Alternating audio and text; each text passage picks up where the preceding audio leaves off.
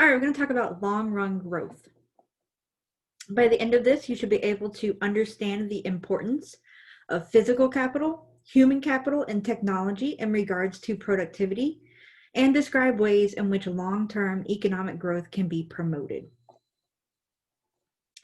So achieving long-run growth. Sustained growth occurs when productivity increases, when we're making more.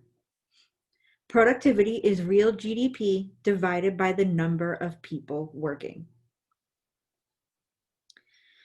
Real GDP per capita is real GDP divided by the population, and we did that last lesson. So when the real GDP per capita increases, it means productivity has increased. We're making more things. And productivity increases when physical capital, human capital, and technology improve.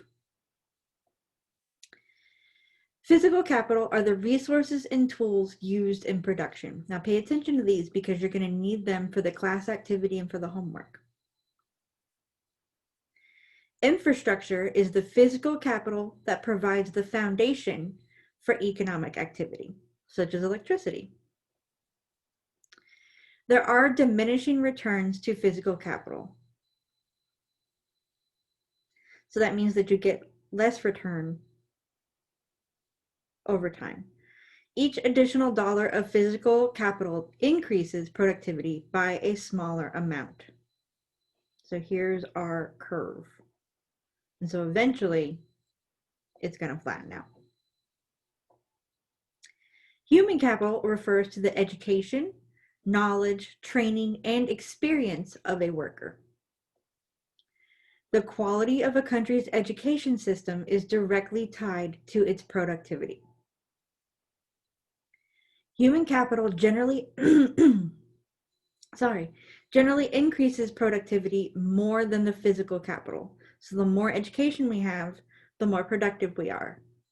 The better education we have, the more productive we are. Increases in human capital shift the entire productivity graph up. So when we're telling you that you need to finish high school, get that degree, get that diploma, that's why. Technology refers to the level of sophistication of the means of production. Scientific advances make new technology possible. Research and development is how businesses turn science into useful products and processes.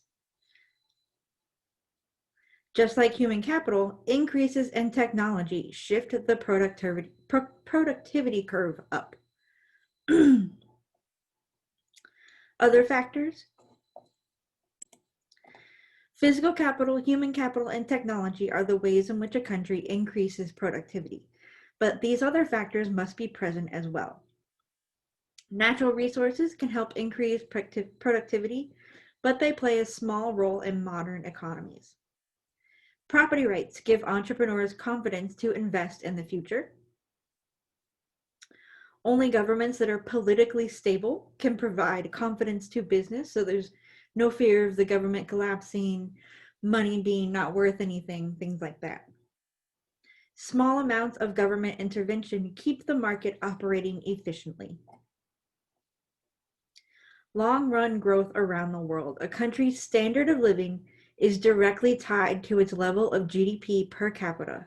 By raising its GDP per capita, a country can help alleviate poverty. Most of the Western world has experienced steady increases over the last 30 years.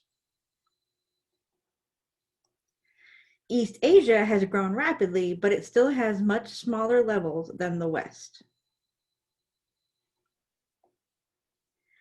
Latin America has more moderate levels of GDP per capita, but little growth.